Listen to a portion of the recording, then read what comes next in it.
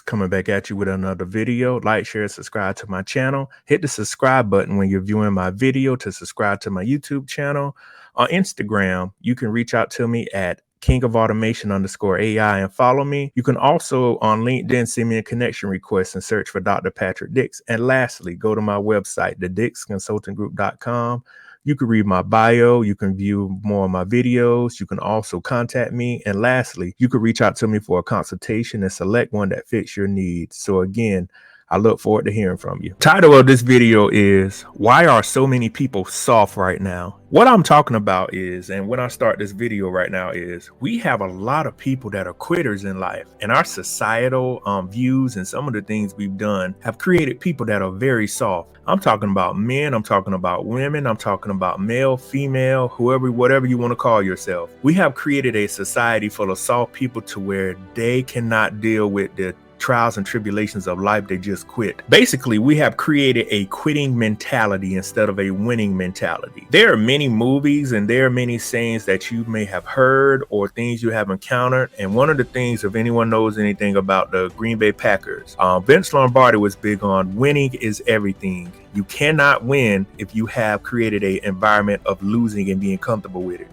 There was a song back in 2001 when I was a senior in high school.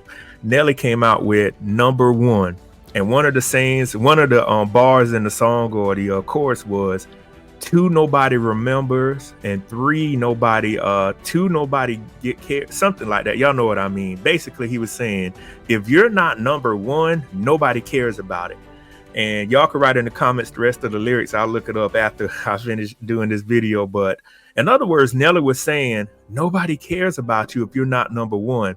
So in our society, we've created a culture of being subpar and being quitters. When I grew up down here in South Carolina, my parents would not let us quit anything. And I'm still to this day that way. If I start something, I finish it. If you hang around me or if you know me, I am not in the quitting business. If you are in the quitting business, you will not affiliate yourself with me. Just as you start to drive a car to get to a destination to get some food or whatnot, you have to have that same determination in your life. Right now in the world we're living in, we're giving people a pass on saying it's too tough. It's because you're black. It's because you're white. It's because you're part of the alternative lifestyle group. Nope. At the end of the day, life does not care about that. The electric people want their money, the mortgage people want their money, and the car payment people want their money, and whatever other bills you have due, they want their money. I've never heard someone say because of your specific race or gender or socioeconomic status, you don't have to pay bills. Life does not work like that. I've created previous views, and they're one of the videos. And one of the videos was titled, or one of the sayings in there I say is, it's receipt time. It's time to pay up in life. You know, just as a debt is due, the bill on life is due. And many people, cannot pay that bill because we created them to be soft. Everybody wants somebody to be tough in life, but how can you be tough if you've never been trained to be tough in life? Think about some of the fighters in the ring and think about some of the sporting events. Some boxers don't know how to play defense or do defense. If you watch Floyd Mayweather, he is a master at defense. That's why he was 50-0. He was good at being a good defensive boxer and jabbing and getting back. So Floyd Mayweather had that down. If you look at Mike Tyson always said he couldn't go to distance, so he was going to try to knock you out in the first or second rounds.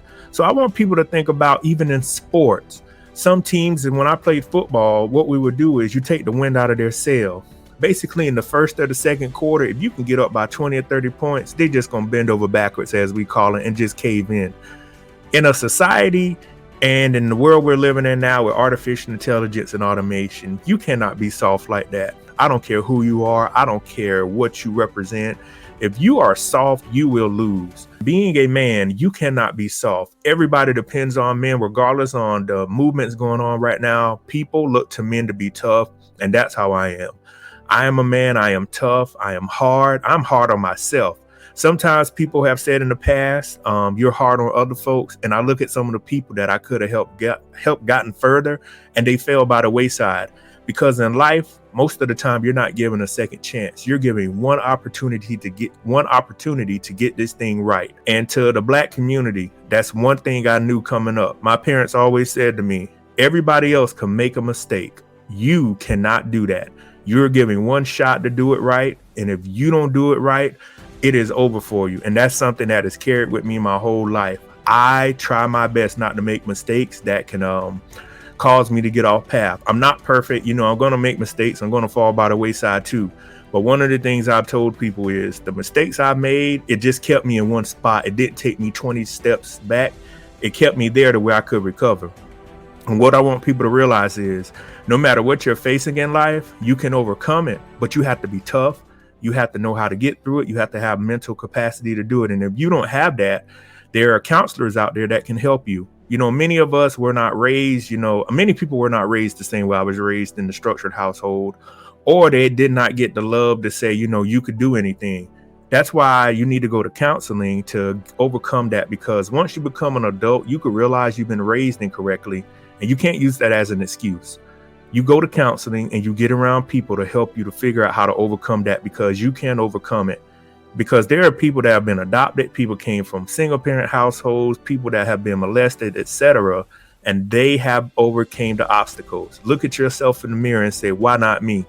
Always look at yourself in the mirror and say, I have to do it for me. I can't get complacent. Life may happen. Who's going to fix things for me? I could tell y'all that's how I get up every day. What's going to happen if this goes this way? And then one of the things too, I don't like to give other people power in my life to be able to say, well, we don't need you. No, I'm 20 steps ahead of you. If you want to say that, I'll go someplace else, or I'll move like this. I'm always looking to get better and to improve myself. That's how I stay ahead of what's going on. So that shows you that I am not a soft person. And I want everybody else out here, if you know soft people, try to help them out. But one of the things we have to remember, if we continue to allow our soft people in the world to get in positions of power, they're going to create more soft people. Life is tough. I'll tell folks, I know life is tough. That's no excuse for you to be a failure. You could do anything you put your mind to.